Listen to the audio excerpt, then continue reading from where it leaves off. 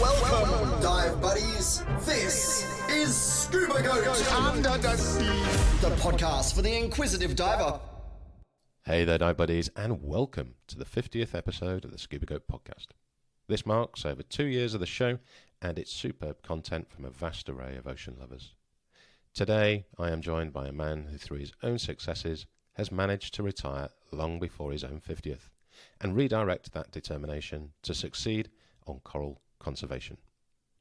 A successful businessman, surfer, diver, and artist now turned conservationist, Jolyon Collier founded the not-for-profit organisation Counting Coral a little over 2 years ago. Utilising his skills from the construction industry, Jolyon set about designing a sculptural coral bank with several goals in mind. The main goal, of course, a platform for coral propagation with the additional intentions of attracting stakeholders in the projects from corporations, resorts, tourists and locals alike. By creating an environment that appeals to the masses, Jolyon and his team also teach the stakeholders about their reefs and raise awareness of the importance of the coral in our world and indeed the Earth's life cycle. Jolyon, welcome to the show, buddy. Hey, thanks for having me, man. I really appreciate it. I really love your show. Oh, good on you, good on you. I did have a sneaky peek into the background, you know, when we got put in touch with what's her name, Catherine, and had a sneaky peek to see what you're doing. And I see that you've had a few chats yourself, and one of my good buddies there, Christina Zanato. Oh yeah, we love Christina. She's awesome. Big advocate for the sharks and the ocean, and we're hoping to actually work with her in the future. So we'll see how that goes. Oh, that'd be good. Yeah. Have you got an opportunity to get over there and dive with her at some point? No, not yet. We've been so focused on Fiji for the last couple of years that we're just keeping all our attention on those reefs and being in that region of the world for right now. But we are expanding pretty soon, within the next year and a half. So we hope to kind of just reach out and start those dialogues, because what we do is an incredibly complex and long process that we go down these roads and then all of a sudden we hit a brick wall and we can't get past that brick wall and we've just wasted months. So we're very, very cautious about the directions that we go with our organization, because it's very, very complicated. Yeah. Well, I tell you what, before we get into the complexities of counting coral, let's back it right the way back up and just find out where did your link with the ocean first evolve? Well, so I grew up in England, so it's an island. We're fully surrounded by water, but I was very fortunate as a young kid. I grew up in Torquay, so we were kind of close to what they consider the English Riviera, even though that's a very large stretch to even call it a Riviera. But the ocean was there. We used to go cliff jumping as youngsters. We didn't have the rules that the youngsters have these days. We'd jump off a 100-foot cliff and miss the rocks barely, and survive and laugh about it and have fun. And started snorkeling at a very young age, actually, on Tor Abbey Sands, and that's where it all kicked it off for me. And then I was lucky to fast forward, to be able to come to Malibu, California, when I was a young kid, because my dad moved out here, and I used to visit him on summer holidays. Got into surfing, got into boogie boarding, then got into diving. Then went to Fiji on a trip when I was in my early 20s. And as soon as I saw those coral reefs, those oceans, those waves, I was madly hooked for videography work. So I bought a camera, bought a housing, went to Fiji every year for 13 years filming the surfers. I was one of the first people to actually start. I was one of the first people to actually start filming and selling DVDs back in the day. Most people were doing images, and I was working from the mainland resorts, not these Tavarua and Namutus, which cost you an absolute arm and a leg, and they're super restrictive back in those days when you could surf on cloud breaks and Namutus left and breaks like that. So I would surf I would film all the other stuff that your average surfer could get in the lineup on, and I'd smash it every year, selling them the DVDs, have enough money to travel the islands, and found myself filming a lot of reefs while I was waiting for the surfers to drop in on a 15-foot wave, just absolutely bricking it because they're not used to that size of wave, you know. So it's kind of cool in that respect. So that's how I kind of fell in with the love of oceans and coral reefs, from being a kid to then traveling the world and then finding Fiji. Awesome. And obviously that was in your 20s, but back in you permanently moved to California by this time? Yeah, I'd actually made the leap at 19 to move out here. Okay. And that's where my diving career kind of kicked off, because we're right here next to the beach. And a good buddy of mine, actually, I was doing a job for him. And, because I'm in the construction industry. So he was kind of like a really cool landscaper guy. He used to be a commercial abalone diver and sea urchin diver off the coast here when it was fruitful times for abalone. And I saw an old dive kit in his garage when we were working. I was like, "What's that, man?" He's like, "Oh, it's a tank." And I'm like, when we're talking tank, I'm talking a tank with a plastic board with canvas straps. I'm not joking. This is something from Jacques Cousteau days. And he's like, "Hey," I was just about to say. "Oh no, it's 100% like 1970s, something like that." Yeah. And because those boys back in those days didn't care, they're abalone guys, right? They'd chuck on their gear, drop down, just go nuts, get in abalone and come back up. So he goes, "You want to have a go at it?" I was like, "Yeah." So he chucked me in the pool, and I was breathing and bubbling away, and I think I was like 20, maybe 20 at that time, maybe 21. And I jumped in the pool. I said, "Dude, this is awesome. How do I get in the ocean?" He's like, "Oh, let's go to the beach next week." I was like, "All right, sweet." So we went down to the beach. And for anyone who's listening is a diver, this is a big no-no, or want to be a diver. If you're a diver, you already know this. But he basically gave me a weight belt and this canvas strap, regulator, and pressure gauge, and sent me off on my own. Goes, "Just go out there and go down. Whatever you do, don't hold your breath on the way up." So I believed him that this was normal. I just swam out, dropped down, went through the kelp beds, obviously super dangerous, went through all the kelp beds, had a good time, came up, came back, and that was it. I was totally hooked on diving, and it's been a relentless pursuit of diving ever since, and videography work and surfing and everything else to do with the ocean. Yeah. But yeah. And then 35 years later, you did your open water. Yeah, pretty much. I think because I'm old, no one asked for my card anymore. I could have been uncertified this whole time, I think. Oh dear. And did you? Was it that point there where you started to, move into getting your own gear and maybe getting certified, and taking a camera down with you to get better angles or something for the surfers, or was it more for the reefs? It was pretty much immediate. As soon as I come out with that tank on my back, like dragging myself up on the shore, because obviously I'm exhausted, never done that before. I immediately went to a place called Sports Chalet, which is a sports centre. Took the course straight away with my buddy, and then we just started getting a good community of friends joining the crew. And then back in those days, like Sports Chalet had instructors, but the instructors would do these dive trips, and the Sports Chalet didn't care if they did these trips with all the students. It was like, hey, if you're certified and you want to go on a trip, that's their business. So we would go, Mexico, Hawaii, all these places, and just travel with these guys. And we're talking mental cases, slightly unhinged, not right in the head, doing drinking till 4 o'clock in the morning every night, and then diving all day long. I mean, relentlessly crazy party people. I wasn't quite in that wheelhouse for me, so I'd kind of creep off to bed at 10 at night, because I'm like, I don't want to dive while I've been drinking. It doesn't feel good. I'm already sick on a boat anyway. But it was just this passion for diving.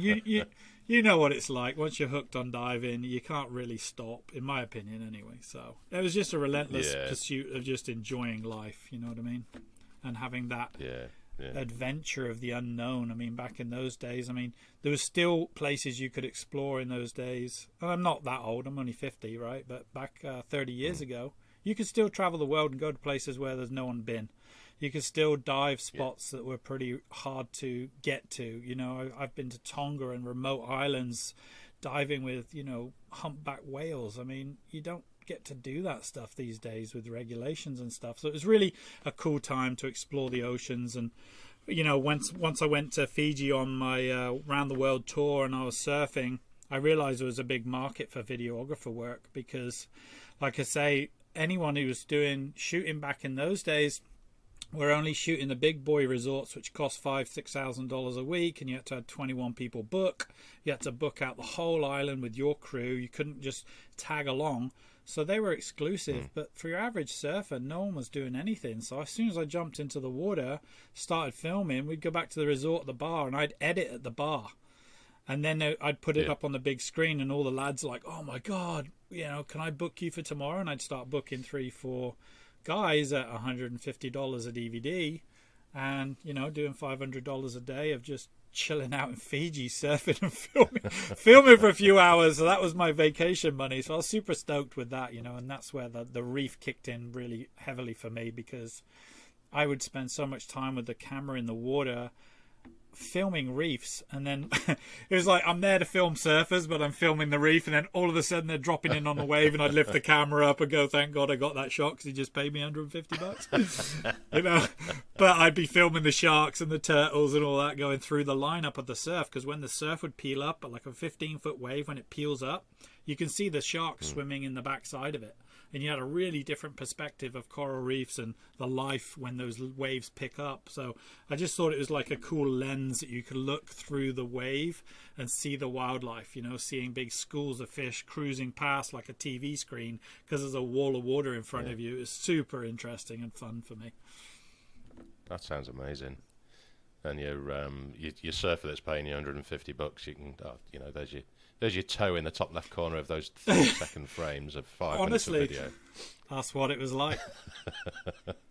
You got to understand, like, these boys are coming from home reefs, right? So they're like doing beach breaks or point breaks. You come out to Fiji, you're in the middle of the ocean. There's no marker points. It's just a flat, like, submerged reef, and that water pulls up over the reef. So you can't have, like, normally as a surfer, you're in the lineup, you've got a house over there and a house over there. You can triangulate your position. You know where the waves are coming. But out on the reef, you got no idea what's going on. The water's pulling you everywhere. So it would take those boys about 2 hours before they'd even drop in on the first wave. So I've already surfed a couple hours, realizing they got to get their nerves out. So I'm pretty happy that I've got my surf in. Then I go grab my camera as they start to get comfortable with the lineup and figuring out the swells and stuff. And then I'd film for maybe 2 hours and then surf an hour and go home. Do like 4 or 5 hours. It's just as well it's warm water, right? It's too hot. You'd be baking. Camera would warm up. Yeah. Yeah. What was the first camera that you were using then?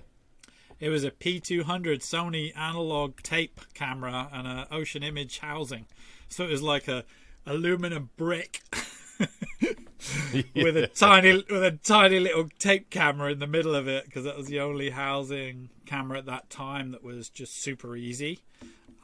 But I got some good shots. It wasn't like super pro, and it didn't have to be, because I wasn't like filming pro guys for like Roxy or Quicksilver or anything. It was just a bunch of tourists trying to grab a good DVD of themselves, because no one's ever taken the time to film them. Yeah. And what year was this again, roughly? This was 2001 onwards. Okay. So it was when Mac came out with iMovie. So it's not like I could, and I only had 100 gig hard drives at that time. So imagine I'm trying to edit all this material on a 100 gig hard drive plus whatever computer space I had with a tape analog camera using iMovie, because that's all I could get to go down there with as a portable unit that worked out really super easy for me. So I've literally looking at this computer now. The only disc that I have of that content is trapped in this computer, because my computer DVD player crapped out on me and the DVD stuck in it. Because I'd have to keep chucking the material away. I had to delete it all because I couldn't keep enough space on a 100 gig hard drive to keep that editing going for months on end. Yeah. So I lost a lot of footage, unfortunately. Wow. Yeah. For me, I was starting to get a little bit bored with teaching, and it was becoming mundane, which was moving away from the whole reason why I was doing the job. And then, you know, at some point, I didn't have many customers, and I took a camera. And it was like scuba diving had just completely rejuvenated within my life. It was completely different type of diving. And dare I say it, I'm probably further down the road now of being possibly one of those annoying old fellas with a big fucking camera in his hand that just has too much light and too much time on his hands. But yeah, for me, having a camera in your hand and diving, they're just intrinsically linked, and I can't. I enjoy diving, but if I've not got a camera in my hand to capture a moment or a photo or a bit of video, then it's nowhere near as fun. And that's just for me, and I think that's the evolution of my progression through diving. So when you're saying that you've got all this stuff that's just a memory now, and you know, lost in the ether of the tapes, and I kind of think of how many hard drives I've got sitting in the cupboard here behind me. There must be 5 or 6 terabyte of shite that I'll probably never look at, but it's still there. Yeah, I don't think I could dive without a camera. No. Something missing when I'm in the water and I don't have something. It's weird. I agree with you on that one. Yeah.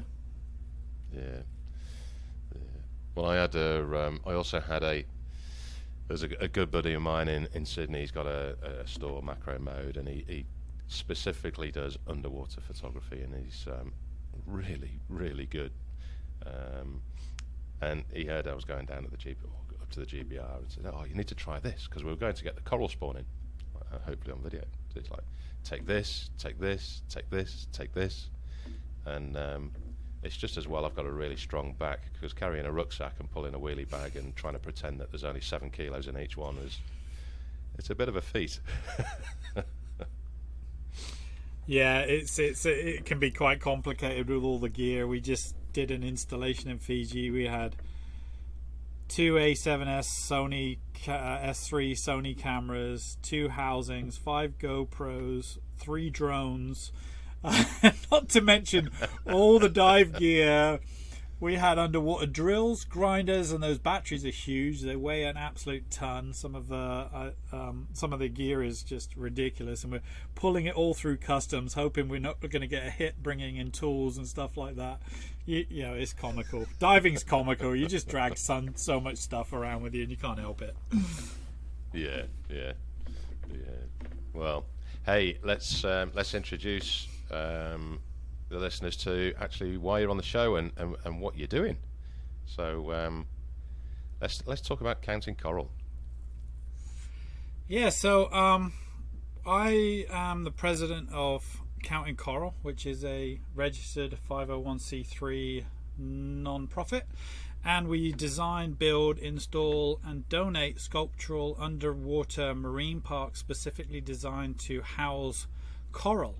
So in a simple way of putting that, it's like a coral nursery, but very artistically designed. We plant the coral on that nursery as you would any nursery that you're trying to grow out coral on.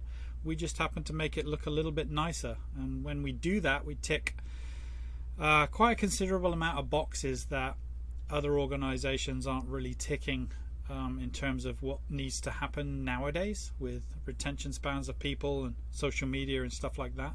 So we definitely took a very unusual approach to what we do in that respect.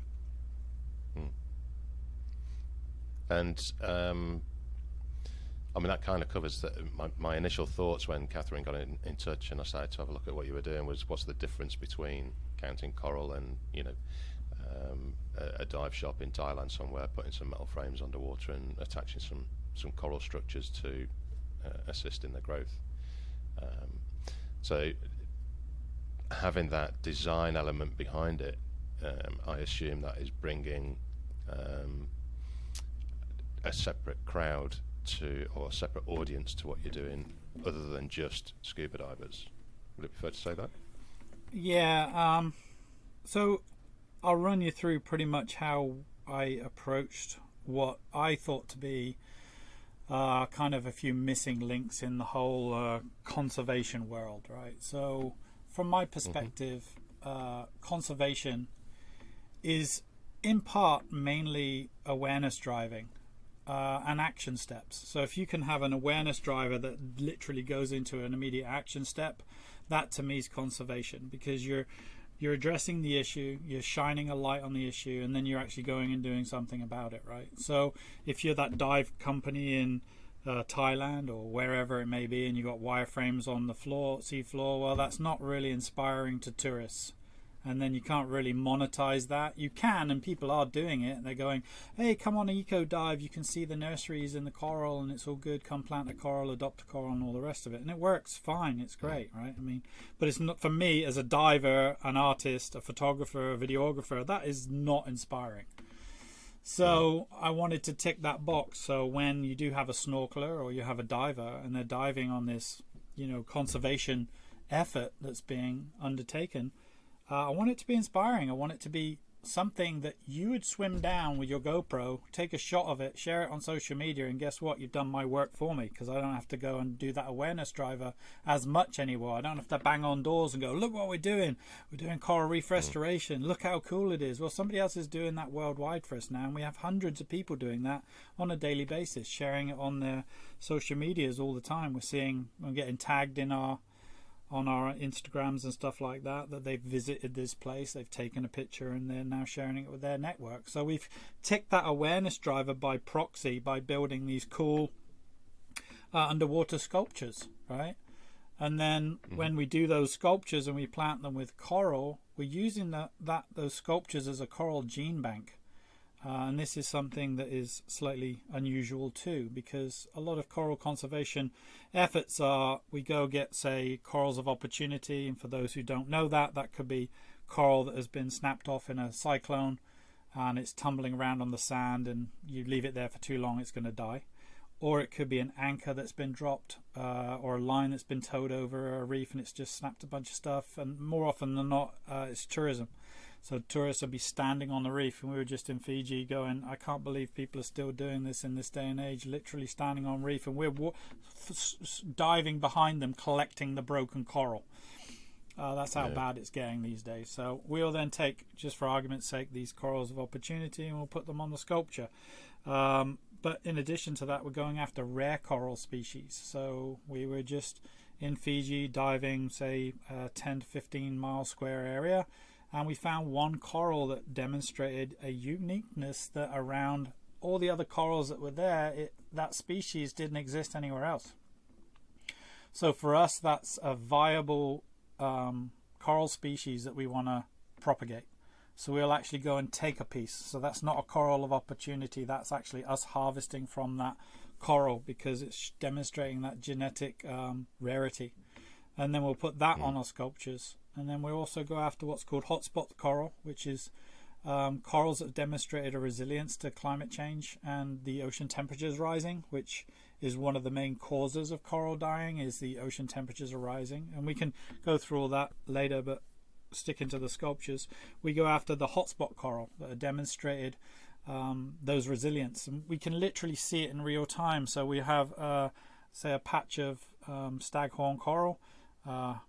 One section is completely dead, the other section is half dead, and the other section is thriving as if nothing's going on. So we go after that thriving coral and the coral that's half dead, and we put that onto the sculptures because it's already demonstrating a genetic superiority over its own family member that may not have that strong relationship with the algae that resides within coral, because they have a symbiotic relationship with this algae called zoans of Hela. So we go after those and we plant those onto the sculptures. Now we have a sculptural coral gene bank, which is now housing these rare corals, corals of opportunity, and resilient corals. We allow them to grow out, and this is the kind of cool part about it. We allow those to grow out to spawning maturity. So we allow them to go through spawning cycles. We allow them to grow big enough, ready to harvest. And we call those the mother plant or the parent plant.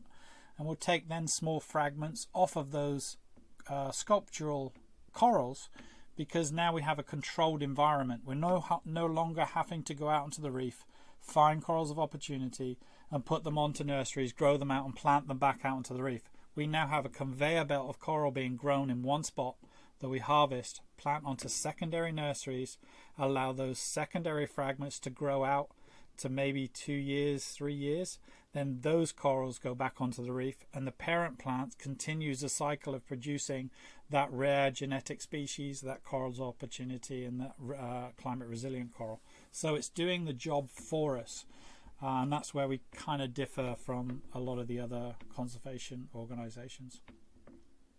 Yeah, I think the big element that you've got there is that you're using your areas of growth away from the reef and then reintroducing those corals back to its origins. That's a large element that a lot of locations wouldn't be doing. It would just be staying and remaining on the framework that they've initially put in. Yeah, it's a lot more work what we're doing, but for me that work is valuable because I want a reefscape to be natural. I don't want wireframes on a reefscape. That's not what I'm in this game for. I'm there to rebuild those reefs so they look organic and natural again. Even though we'll have to take those corals that have grown out over a 2-year period and then plant them onto the reefscape. We plant them in a very unique way, and we've developed our own technologies for that, which we'll probably share next year once we've implemented it. Kind of similar to a lot of other people, but we're trying to do a different approach. But then part of the other elements to what we do, so we do what we call a closed loop system. So we have the conservation, we have the awareness driver, and we have the gene bank, right? So conservation and the gene bank are kind of the same thing.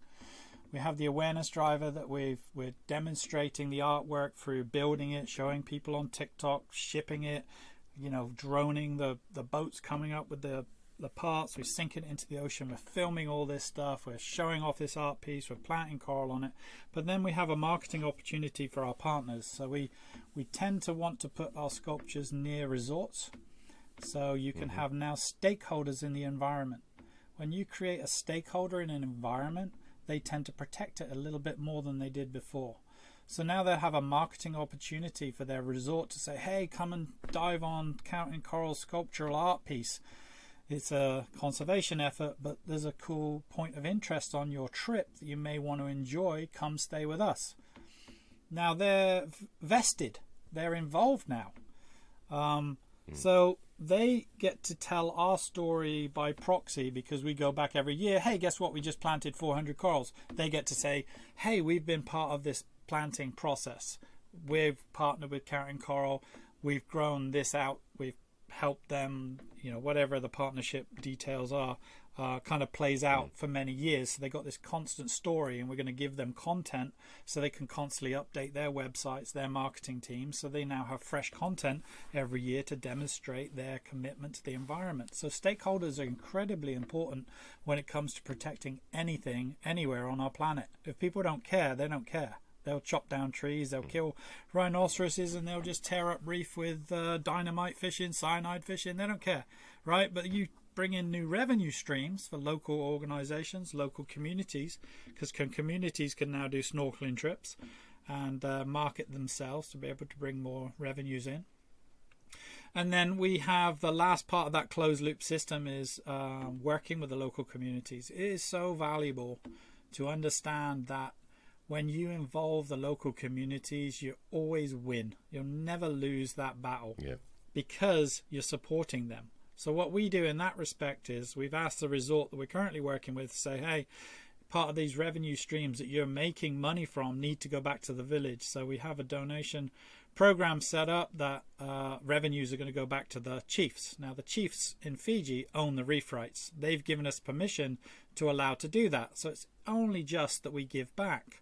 But in addition to that, every time we go back to Fiji, we have after school clubs because we've asked the school district if we can educate the youngsters. We're talking kids from, say, 10 to 15 years old. So we do an hour every day to go in, teach them about coral, teach them about environment, teach them about fishing practices, teach them about our work. And then now we're really invested. Now the community is invested because those young people are now being educated, and you'd be surprised that in Fiji they're next to the ocean. They're dealing with reefs every day, and they're stepping on it, breaking it, ripping it up. They don't see the value. They don't understand the connectivity with coral, fish, environment, humanitarian types. It's all connected, right? So we educate them. So and then that's the closed loop system, where we've ticked all the boxes we could possibly tick in one installation. And then we do that over a course of, say, 10 years, and we get to rebuild a reef or many reefs over 10 years. So it's a long process, and very complicated to even pull that off. You've got to be kind of excited. I know it's probably exciting and very frustrating getting everything done all the time, but 5, 6, 7 years down the line, when your installations are, effectively in full bloom, and these people that are looking at ways to support conservation, to show that they're in the Green Party or whatever, they're going to be kicking themselves for not getting on board in the early days, because they're going to have to wait again for, to sing the praises 5, 6, 7 years later down the line, when they've got a new reef of their own out the front. Yeah. I want the clock to move forward, but also it's slightly terrifying because the future for coral reefs is pretty dismal. But, we're just trying to put our best foot forward in a very small ecosystem that we think we could help. And, it's also the outplanting process has to be very specific. So you can't plant coral in 3 feet of water anymore and expect in 5 years it's going to survive, because it's toast. There's a lot of reefs that we visited in Fiji that are just absolutely dead, gone. While we were there, resorts and their managers were coming over to us asking if we could help, because no one's up there doing this work, right? So you have countless reef systems that are just in complete collapse, and it's sad to see, because we literally have to tell them there's no hope and we're not even going to put our time into it. We're really, really sorry, but we cannot help you. This is too far gone, too down the road. We're going to have to focus on coral reefs that are, say, 70% in decline, because at least there's hope that we could bring it to maybe 50% of its coverage. Because right now most reefs are about 30% coral coverage, maybe 50 if you're lucky, up in that region. We were hoping to push it to 70, maybe 80% coral coverage in the next 10 years. And these are large systems, this is not like a small area. We're doing 8 different reefs. We have a very interesting way of approaching what we do too. So each one of our sculptures has its own. We do different, very, very different sculptures on different areas, but this one particular had 8 limbs to it, much like a starfish. It was a centerpiece, and eight legs, you could use them, say. And each leg houses a specific reef of coral. So we go to that reef, we harvest that, we put it onto that leg, we label it, we know that leg is this reef. So when we go into the production line of all that coral, it all goes back to that original reef. So we have 8 reefs in total that we'll be restoring over the next 10, 15, 20 years. So we know that coral gene is going back to its home origins, and then we plant it at, say, 10 feet to 15 feet, so we know it's at least got a hope. So there'll be a little band of coral at that elevation. And we'll see how it goes over 10 years with the ocean temperatures rising, and if we need to shift them down a little lower into cooler waters, then we've got that genetic stock still being produced that we can do that with. And how do you have you got some sort of like science geeks that are assisting you? Because I can imagine that over a period of time, that is there a possibility of stronger corals within your installation being able to dominate the weaker corals and effectively obliterate them? Yeah, so we work with marine scientists all over the world. We got 3 marine biologists in our team. We have our director of science. We got we're basically covered in that respect, and we're not short of marine biologists, because you come out of school and you want to be a marine biologist, and yet you've got no hours under your belt. You got to prove yourself. So there's a lot of people running around going, and we get tapped up all the time. Can we come help? Can we volunteer our time? And blah, blah, blah. And yeah, it's wonderful. We appreciate people reaching out to us, but it's not something we take lightly. So we want experienced people. Unfortunately, we built a pretty good team of experienced people. And they're teaching me. I'm a construction guy.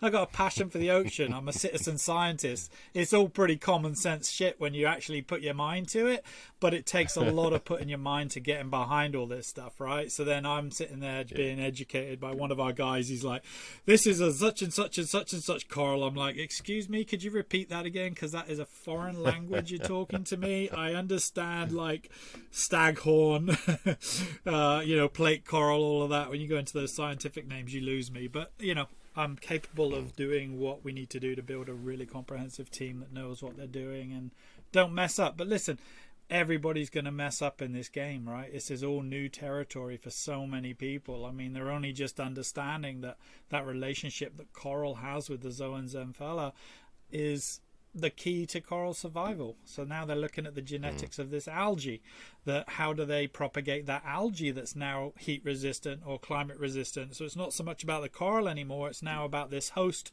plant essentially that's living in this animal that they need to focus on to see how we can get those strains of algae to remain in the coral during a heat event, so it's complicated and it's a moving target. But from my perspective, it's too late to be messing about. You got to put your hands in and get dirty and go for it. And if you make mistakes, then so be it. You correct those mistakes and you keep moving forward. Otherwise, you just wouldn't make the decision to do anything. You just spin your heels. That's right. Yeah. I'm a big advocate of fucking up.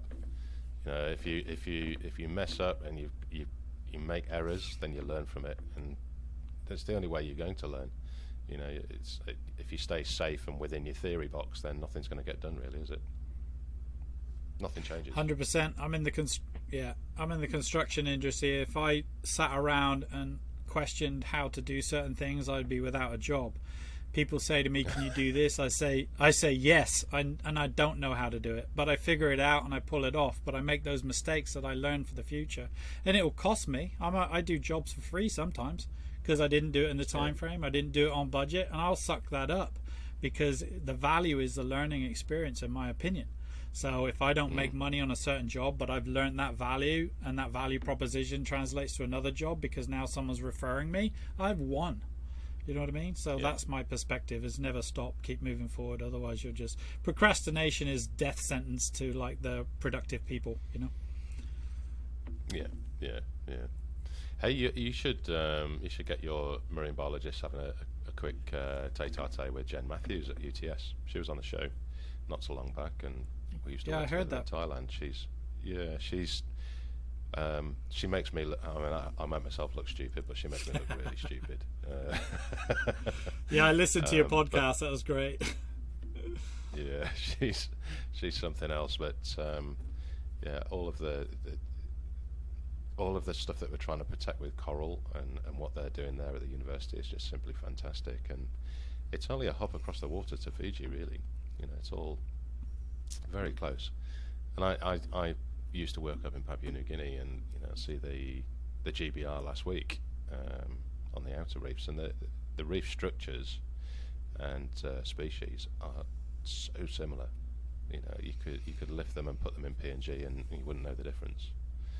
That's one of those cool things. So we're going after this coral, right? So one of our marine biologists, we pull up a piece of coral that had been pretty much half killed by a crown of thorns, and it's this beautiful massive coral, and half of it was just laid on the ground bleaching, because not bleaching, but it was in that death cycle essentially, because it had been half eaten, lots of it fell over. We brought it up and we're looking at it, and it's got this polyp structure on it that he'd never seen before. So we sent it off to one of our marine scientist friends, took a picture of it, and they said, hey, you better think of a name. You may have found another subspecies of coral that has not been documented in Fiji. And we're like, you're joking, right? And he's like, no. He said, because nothing's been documented in Fiji. They just say whatever's in Australia is in Fiji. But that's not the case. And we're hoping we found a new subspecies and we get to name it. So unfortunately, Fiji doesn't let us send the DNA out of the country just yet. We have to get special permission for it. But it's on our sculptures growing out. So we're like super excited that we may have found something new. That's if awesome. You can believe it. Yeah, maybe. We'll see. What's the Latin name you're going to put to it? Like Jolyon Collier? Yeah, that's it. Counting corals. Yes. So, where you've got the structure at the moment, is it just the one structure, the one location that you're focusing on? No, we're in negotiations. So I'm going to preface all this stuff with saying this. I can scale a marine park to hundreds and hundreds of sculptures. I can design whatever I want. I can ship them anywhere in the world. I can weld up thousands of parts. I can install it into the ocean. But guess what the hardest part is? Making the partnerships and making the deals. We spend years doing this. I mean, it's a shoot me now moment, right? Hey, we're going to donate a $60,000 sculpture to you, create this incredible conservation effort, do all the work for you for free, plant thousands of corals. Do you want in? And then they're procrastinating. We don't make the deal. Certain issues come up. They're like, is this a financial viable option for our resort? Blah, blah, blah, blah. And it's like, are you kidding me? You're saying no to this? So we spend years trying to get locations, trying to make these deals, get permissions. So Fiji happens to be one of those playgrounds that I've played in for so many years. So I know a lot of the managers, resort owners. I know the chiefs personally for many, many years because I've worked with them. I've got community members up there that still know me from 20 years ago, that still recognize me because I've been up there so many years. And we hang out and we have this connection. So we're in negotiations for another resort. We're going to do an installation hopefully in March. And while we're doing that installation, we're going to build out the secondary nursery tables for the first installation. And then we have another opportunity down in the Mamanuca Islands. So we're hoping to do 6 installations in Fiji in the next 2 years. That's our general plan. But as I said, negotiations can fall off really quickly. And that's the most complicated, difficult part about it. And you would be surprised that you have a hard time giving this away. Yeah.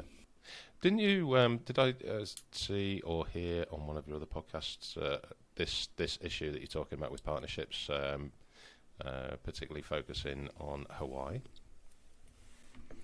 Yeah, we started in Hawaii. We started in Hawaii, but it turns out that you got to lease the sea floor. Believe it or not. So you got to go to the Division of Aquatic Marine Resources. I think they call it DAR as an acronym. And I spent 5 months.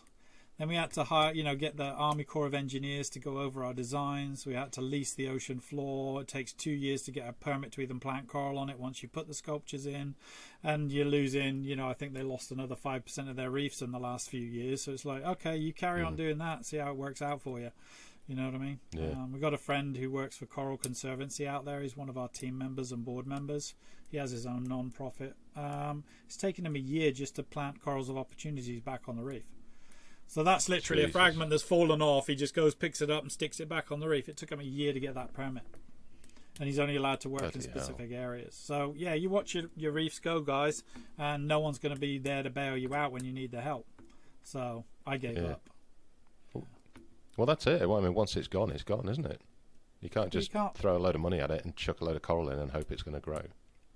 Well, look, I always say this to people, right? So I say, people don't understand what's actually going on, right? So coral reefs occupy at least 1 to possibly 2% of equatorial oceanscapes, right? So that's within, say, a 50-foot range, just a blanket statement, right? So you got Thailand, Indo, all these places, really shallow reefs occupying a very small percentage. They supply 25% of the population with food directly, indirectly, coastal protections. I mean, the list goes on of what coral reefs are benefits from. Not to least, the very last thing is the medications that are coming from reefs. They're supporting heart disease issues, Alzheimer's issues, cancer research. There's a lot coming out of these reefs, right? And there's just, for argument's sake, let's say the Great Barrier Reef. I think they've lost about 50% of their reefs. Certain parts are losing upwards of 90%. You can say isolated reefs, yes, great. Certain areas are doing really well. Now, you go to a tree organization that's planting trees, right? I think Ethiopia beat the world record for 360 million trees planted in one day. That was over India that planted 300 million trees in a day. Now, You try and do that on a coral reef system where you got to have at least a minimum of advanced rescue diving, in my opinion, to dive safely. That's going to take you God knows how much money, plus all your equipment. And then you got an hour of air to go plant coral, and you got to plant, 1,600 miles of it, a mile wide. Are you kidding me? You think this is an easy thing you're doing? You're out of your mind. Me and you could go to the local, nursery, pick up a bunch of trees and a shovel and a bucket of water and plant at least 100 trees, just you and I. Quite easily in a few days, right? That's easy conservation. You can sequester carbon using trees or rebuilding habitats. You try and do that in the ocean, mate, no way. Not going to happen. So what we're looking at is gene banks, small gene banks that we can just keep a very small stock of genetic superior coral in the hopes that we can continually plant that out, because as it dies, we can only protect in our organization a very small percentage. And in the hopes that that can act as a gene bank for the future. So, I mean, that's a loosely kind of bracketed comment as well, Yeah, and it's unfortunate, but it's how we live nowadays. Everything needs funds to be able to be achievable. It's a difficult scenario.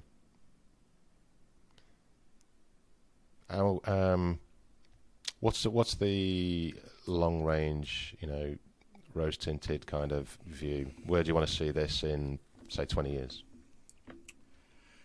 Well, so much like the gene bank comment, so just imagine, and this is the big picture, right? For me, at least. We can do collectively a lot of small gene banks. But those gene banks have the ability to produce thousands and thousands of corals. Now imagine that gene bank, and we're talking like, I don't know, just, use your imagination. Every time I dream big, stuff happens, right? I'm at the top of my game in the building industry in Malibu. I've created a non-profit in 2 years. We got our first installation in. We're planting thousands of pieces of coral using a completely different technique. Thinking different, dreaming big, right? So imagine I go to the government of Fiji and say, hey, you've got some waters that are owned by the government. You give us those waters and we create a national park. Now that national park is managed by rangers. So you imagine, like, say, the Grand Canyon, right? You go to the Grand Canyon and there's a state park guy there and it charges you $25 to go in to see the Grand Canyon, right? So it's called a concession. And those concessions are owned by private entities. So you go into that park and there's a restaurant. Well, that concession has been bidded on by somebody to be able to run that restaurant, and the state gives the permission to do that because they don't want to run a restaurant, but they need food in the park for people. So it's very much the same thing in the ocean. We become the concessionaires for that national park. The government pays for it, but we put down, say, 7 acres of the largest gene bank in the world for Fiji's reefs. We have hundreds and hundreds of sculptures. It becomes a very large point of interest for divers all over the world to come and dive on Counting Coral Sculpture Marine Park because it is so intricately designed and amazing, and it's only a small fee to come into the national park. But we get to manage that underneath the national park fees. So essentially, the fee to go into the national park sustains non-profit, us as a non-profit. So now we're not scrounging for donations. And honestly, the amount of time we put into getting donations will shock you, and the amount of effort we have to put into it, you just say give up now. It's ridiculous. We're scraping at the bottom barrel. It's not like people are just chucking millions of dollars our way, right? And going, hey, guys, do your best, which we would do if we had that money, but we just don't have that revenue. So, okay, we could be a self-sustaining non-profit if we run a national park because the concession will pay us to do it. So then we have this self-managed ecosystem where we're creating this gene bank, we're supplying the entire nation with coral, and we're being paid to do it, but we pay the government off as a percentage, so they're getting a kickback on the entry to the park fee anyway. We're getting a little bit to be self-sustainable, and we're doing our job the way we should do it without it being hindered by fundraising every single day. So that's the big picture. National parks, marine protected areas, they're needed and they're extremely valuable. And then the big picture for Fiji for us is we've already negotiated this deal with the chief up in the Asauas. So it's very complicated chief and family system in Fiji. You have chiefs, Metangalis, clans, all of this type of stuff. Well, the one guy up in Fiji, he's the high chief of half of the island chain. He controls 4 chiefs. his say kind of goes against everybody else's say, but they've all got to kind of agree to do something, and then it happens. So give you an example. The High Chief can say, I want this to be a marine protected area, and anybody in his world will not fish there. They call it a tambu. We're not allowed to fish there, not allowed to be there. But the other chiefs can come in and fish there because they weren't part of that whole big picture deal, right?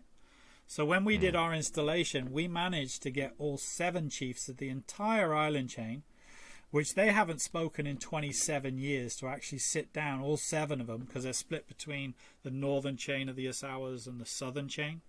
Got them all together to agree to create this marine protected area where our park's going. Now no one can fish there. Now we've got a marine protected area. But in condition to that, I said, Chief, listen, do us a favour, let us map the islands, and we'll give you a top recommendations of areas that you can create tambus. So in my opinion, I could create a big marine protected area, but that does nothing for the community. What I want to do is do small isolated pockets where we know we can supply those pockets with coral. We know marine biomass will increase because no one's fishing in that area. That biomass will then swim out into the what we call what I call fishing lanes. So you have, say, 100 marine protected areas. The Fijians are really good with understanding their environment. So we say you're allowed to ship within these areas and fish between these areas. So then the biomass is spilling out in all these different areas and fish are going into those fishing lanes. And if everybody sticks to those rules, there'll be more fish than you can handle, because the production of a reef, once it gets real healthy, is pretty astonishing. I mean, it can go upwards of 400% in biomass in a very small period of time, less than 10 years. So he agreed to allow us to map. So while we were there, we mapped one island. When we go back, we're going to map another island.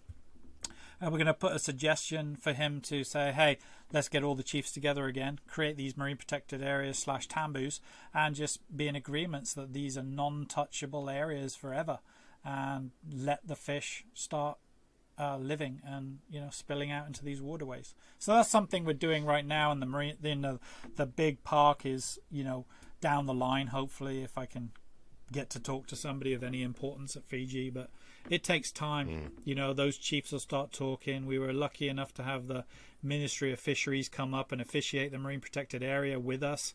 We had a huge ceremony up there. It was awesome.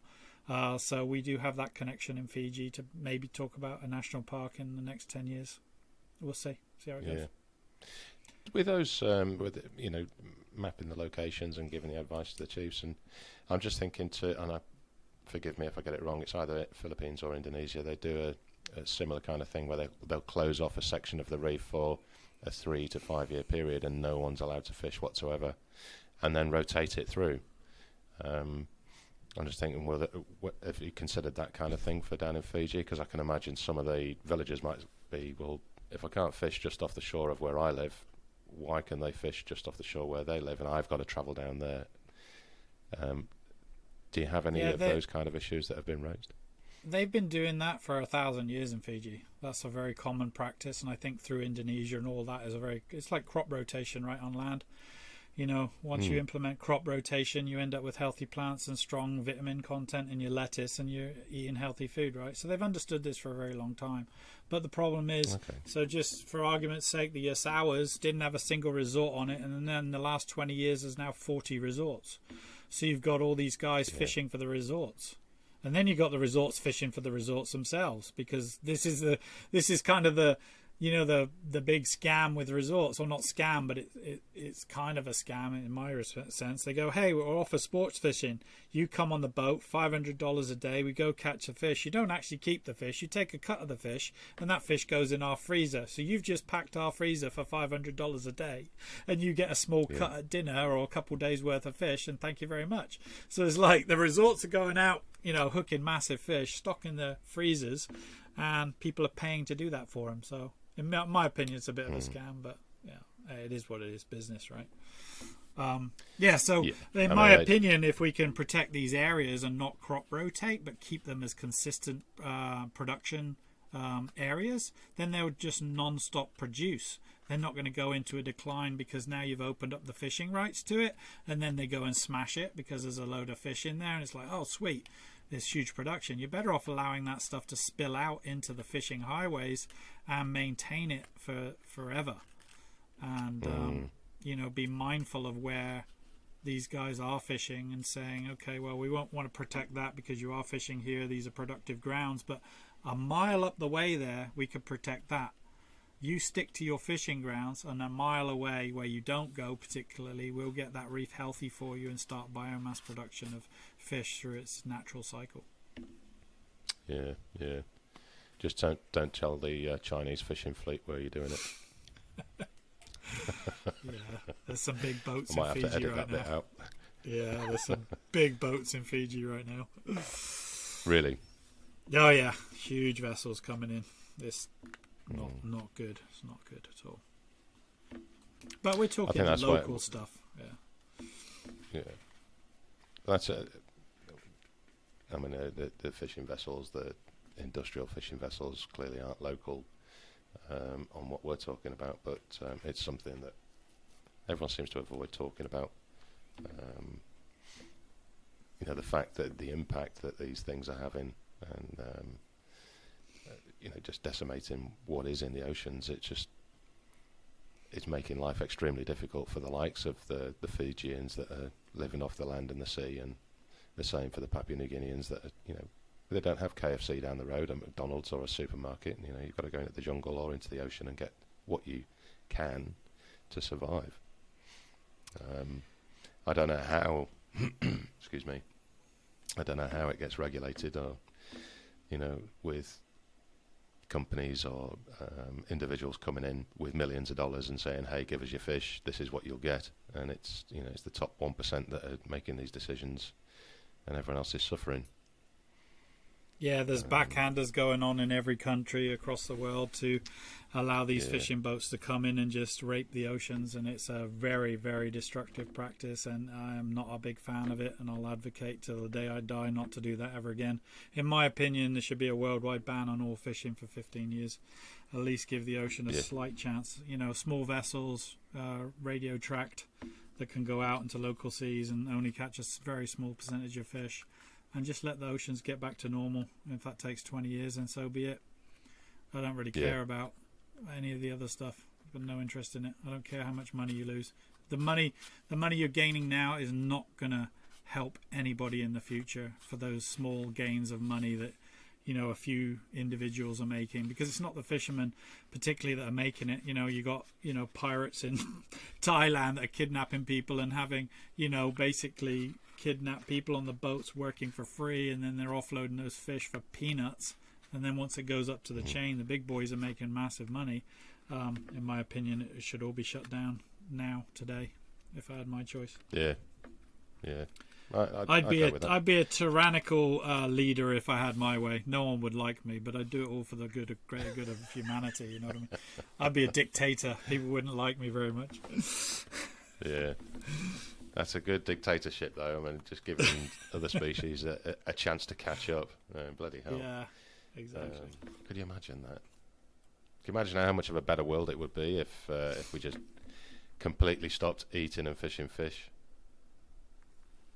Yeah, I haven't eaten fish for years, mate. I mean, I stopped eating fish when I went into the oceans off of here, Point Doom. I went into the marine park and I just saw how beautiful it was. I said, I'm never eating a fish ever again. It's a small lie, because I do eat a little fish when I'm in Fiji, because I'm with the Fijians and they're fishing every single day, and it is kind of like a pride for those guys to share their meals and stuff. So I do indulge in fish, and it's caught locally, it's caught sustainably, and it's kind of considered rude not to participate, and we like to be very connected to the community that we're working with. So I do bend that rule a little bit there, but that's the only ever time I eat fish. Okay, just a couple of quick fire questions for you. All right. Go for it. If you could give your younger self one piece of advice, what would it be? That would have to be work less.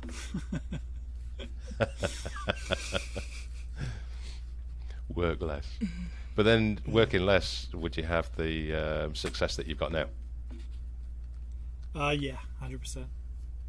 Really? I was retired like 7 years ago.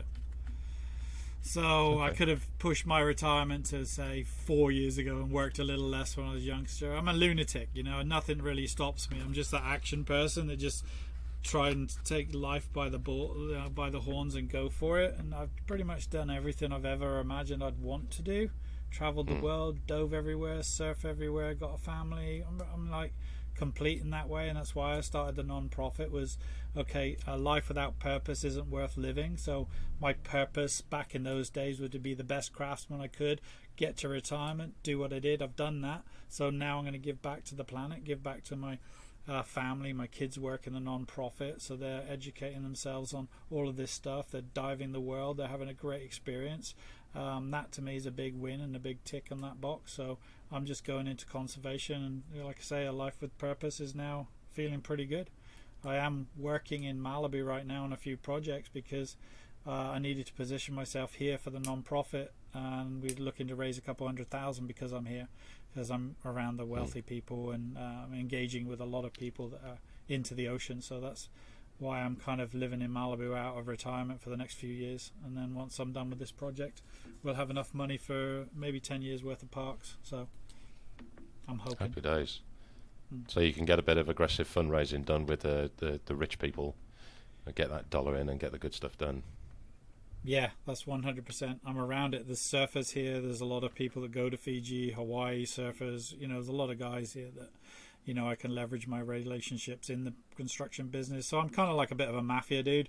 So it's like, dude, you want this contract, you donate to my cause. You don't donate, you don't get the contract. So everyone's like, yeah, of course we'll give you money. We love you. You know what I mean? I'm like, oh, thanks. I didn't want to break your kneecaps. So I'm leveraging those relationships too, but in a good way. You know what I mean? People are really respectful and love what we're doing, so they're happy to help. I think that's the admirable thing. You've come from an industry which is, you know, it's not focused on conservation. Let's be fair, it's not focused on conservation at all. It's all about making money, making buildings, moving on to the next one and making more money, whether it's for yourself, your own business, or for the businesses that you're, you know, contracted to, or individuals. And being able to take that success and those links that you've got and now open the eyes to those individuals and say, hey, we're doing all this shit, but what we're doing is missing out on all this goodness over here. So bringing those two together and moving monies from one element into a better environment, I think I've got to applaud you for that. Yeah, so this is the way I look at it, right? So I was chopping a piece of wood in my 20s going, what am I doing, man? This is ridiculous. I hate this. I feel sick to my stomach. I'm chopping trees down. I'm a part of it, right? We're pouring concrete all the time. So then that flicked the switch of conservation. It was the same time I kind of got into diving, and I was a really young person, right? So now every job that I do, I source sustainable materials as much as I can. I flat out don't work with hardwoods anymore. We were working with Honduras mahogany maybe 20 years ago, and I went to my supplier and I said, hey, I want to get a few board feet. We're building this beautiful, I don't know, whatever the hell it was for some rich person. And they're like, we don't have it. I'm like, oh, when are you going to get it? And we said, we're not going to get it anymore. They've stopped shipping it from Honduras because there's no more left. I'm like, what? What are you talking about? What do you mean there's no trees left? They're like, yeah, they don't ship it anymore. So you can't get Honduras mahogany in the US anymore. So it was like, that was a big awakening call to me. So now, you know, people are saying, oh, I want an Ipe deck, which is a Brazilian hardwood. I'm like, go get somebody else to do it, dude. I'm not touching that with a 10-foot barge pole. In fact, I'm going to tax you. If you ever use that on my job or want to push me on that, I'll tax you heavily, and then you donate as a carbon offset. So, you know, I'm leveraging all those relationships, and I point out to people that everything in this industry is an extraction from natural resources from our planet. So imagine this for an instance, right? The sand that I use for my concrete has a tax on it from every single stage, from the guy digging it out of the pit. He pays a small tax, like we're talking tiny tax, 0.1% tax for conservation. Then it goes to the guy that bags the sand. He pays a tax. Then it goes to the guy at the local hardware store. They pay a tax. Then the builder pays a tax when he buys it to do it on his construction guy. I pay a tax. The homeowner pays a tax. Everybody starts paying a tax on all these resources. Conservation wouldn't be an issue. Everybody would be doing the right thing right now, because there'd be enough money funneled into conservation through these simple taxes, conservation tax on everybody, because everybody's a part to play in it. It's not the guy that's selling the bag of sand. It's the guy that dug it up and the guy that's using it and the guy that's living in the house that's benefiting from it. So in my opinion, all these resources need to be taxed, because every single thing in your home, just look around for a second, look at the microphone, the headphones, the t-shirts, the glass. It's all an extraction of a natural resource, and they're running out. So, hey, put back in, man. Don't take. Don't steal. I wouldn't be putting up with it if someone came into my house and stole something. I'd be giving them a dig and saying, what are you doing coming in my house and stealing? Well, we're doing that with Mother Nature on a daily basis. So enough's enough, and it's got to stop. We got to step up, man. We're all a part of it. I mean, you cannot morally say in any good conscience you have nothing to do with it. So everybody's got something to do with it. But then how would you, I mean, if you got that example there, that ideal example of taxing everyone along the stream, how do you regulate the person that's controlling all of that tax coming in? You know, well, hopefully you would rely on hopefully you would rely on an honest government. So if you look at a tax, yeah, that's the crux of the whole plan, right? Yeah. As soon as politics gets involved, and politicians are involved in particular, it goes tits up. Yeah, I understand that, but somewhere you can't use all those as excuses not to try. You've got to try something, right? So you look at the tax system in the US, for instance. You know, there's a certain amount of taxes that are allocated to ocean conservation. I think it's 0.01% goes to conservation, which is, I mean, it's the largest ecosystem on our planet, and 0.01% of the tax cuts go to ocean, or grants go to the ocean. So that could be increased by 30%. Now, yes, there's room for corruption, but we're talking 0.01% up to 20 or 30%. There'd be huge gains in the environment to be able to be made when you've got that type of resources at your fingertips. Yeah. You know, give it to me. I'll go do good stuff with it. No one gets paid in our organisation. We're all doing it for free, so it's all just philanthropic. That's why I started a non-profit. Could have been for profit. I could have made money doing this. But as soon as money gets involved, I've been in business long enough to know that I can have a business partner, friend for years. All of a sudden, that goes real south when money's involved. So I've never really wanted money ever involved in a non-profit. I always want to keep it super clean. And I know that everybody who's interested in what we're doing is doing it for the love of the coral, love of the ocean, and love of just the whole process. And money is a byproduct of what we need to do our work. End of story. Yeah. It's unfortunate that it is that enabler that you need, isn't it? Yeah. Okay. I think we've kind of covered this one, but you can emphasise on it. How does your connection with the ocean enrich your life? Okay, so for me, experiential knowledge is the key to living. Okay, so life with purpose, what I was saying, is, not really worth living.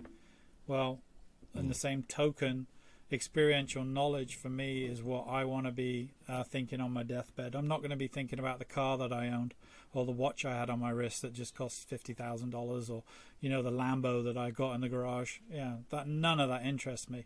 When I'm on my deathbed, I'm going to be thinking of my family, the experiences that I've had. So when you look at accumulating experiential knowledge, guess what? I'm going to be a richer human being, because I have the experience of climbing that mountain, hiking in those jungles, swimming in those oceans, surfing those waves. Those are the things that I dream about all the time. I have zero interest in these material objects. They bring me no joy. It's temporary. But when I look back and of my memories, I don't need that content of me filming those surfers 20 years ago. It is as clear in my mind as the day I was shooting it. None of that escapes me. You know what I mean? So, accumulation of experiential knowledge. End of story. Lovely stuff. Right up there with you. I don't give a shit. You can see. There's no jewellery, no watches, no nothing. It's all about the doing and seeing. Yeah, it's a state of mind, right? So, just a quick add on to that. So I've been retired for 7 years. I have a beautiful home. Me and my wife are living in a construction trailer for two years, so I can work my non-profit in Malibu. She's like, I hate this goddamn trailer. And we're talking, it's on the job site, piles of dirt around us, machinery going all day long. And I said, listen, for me, it's a state of mind. If you're a happy person, nothing externally is ever going to like penetrate you. If you're bothered by external stuff, you're doing something wrong in your life. You know what I mean? You see all these stressed out people in the US, especially in Malibu. They're super rich and they get super stressed out about, I don't know, the waiter not showing up with their warm coffee or whatever. It's like, oh my God, that's sent you over the edge and you're living in a $10 million home on the beach. It's like, where's your head at? You know what I mean? So if you can keep your consciousness and your mindfulness and your happiness and your core core self intact, no matter what's going on around you, you've won in life already, in my opinion. Yeah 100%. Okay, let's have another one. How about this one?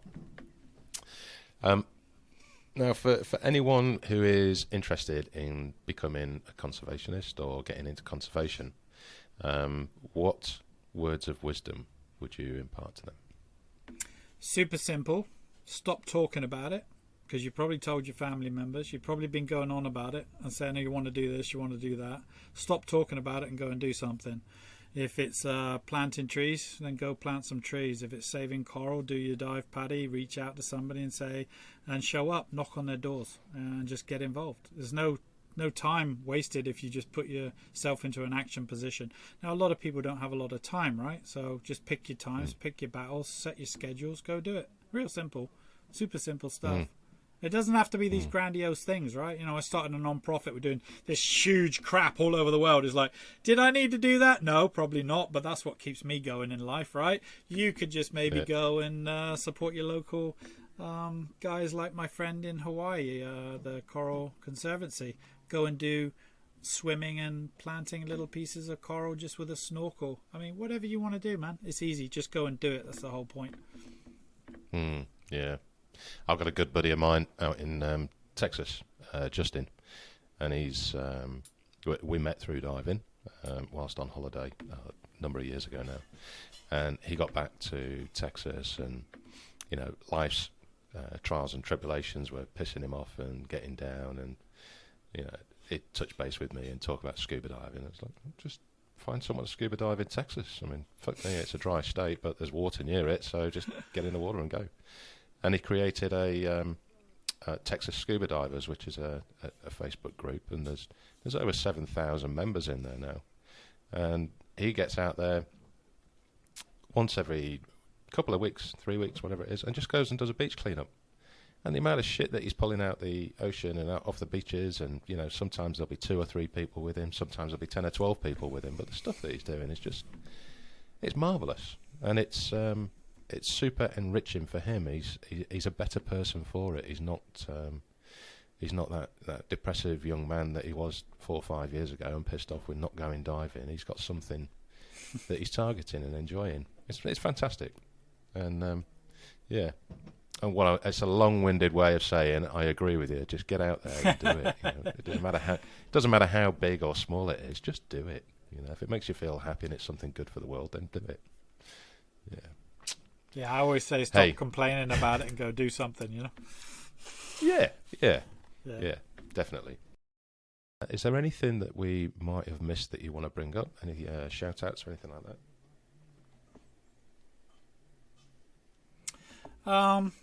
Like I said earlier, it's a relentless fundraising situation. So I'm going to do those shameless plugs for our organization.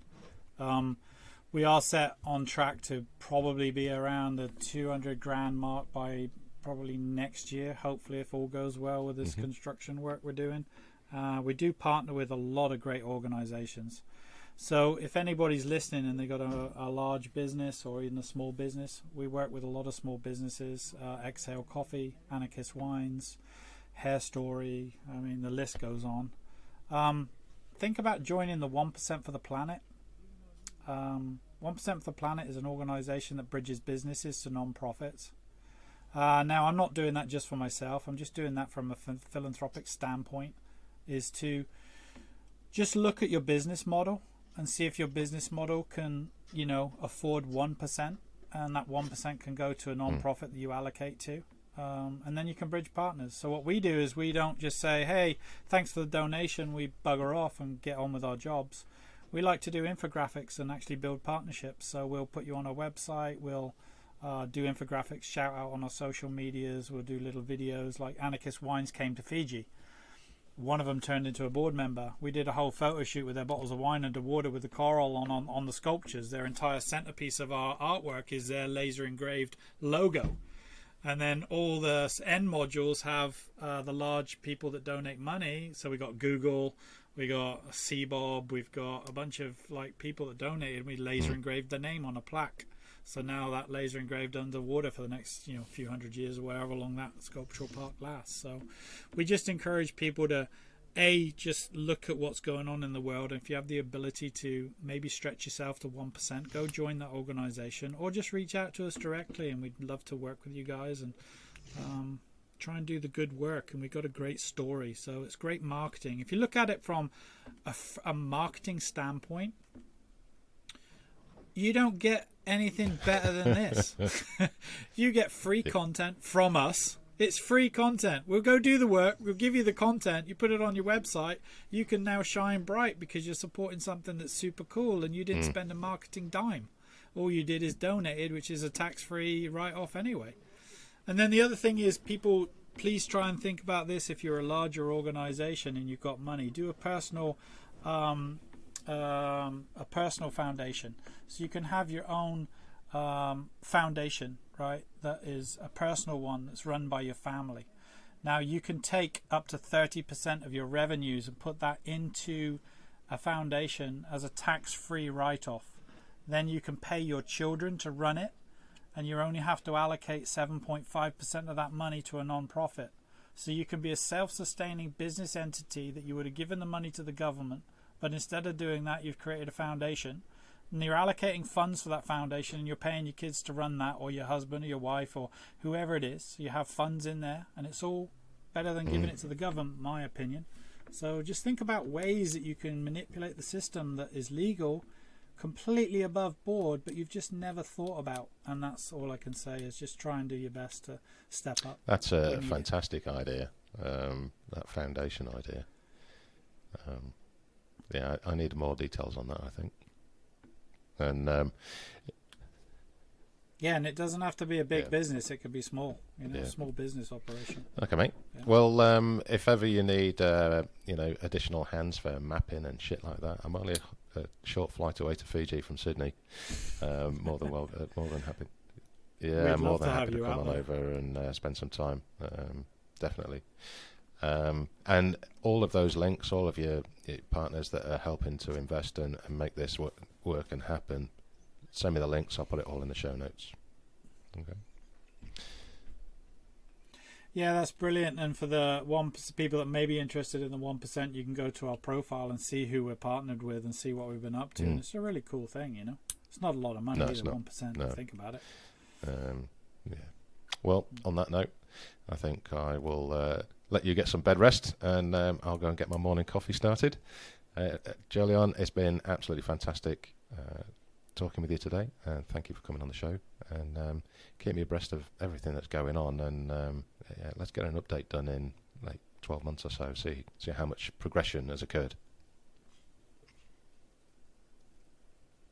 Yeah, I'd love that, and thanks for having us on, Matt. It's super grateful to be able to connect with you and connect with your audience, because one of our big objectives is awareness drivers. So the more I get to talk, the more I get to share the stories, the more that information gets out to people, and the more we can open and expand our minds to the realities that are actually coming down upon us, because a lot of people are blindfolded to the situations that are going on, and that could be for many different reasons, bogged down with life, whatever. But these are sometimes what I like to think about as light at the end of the tunnel.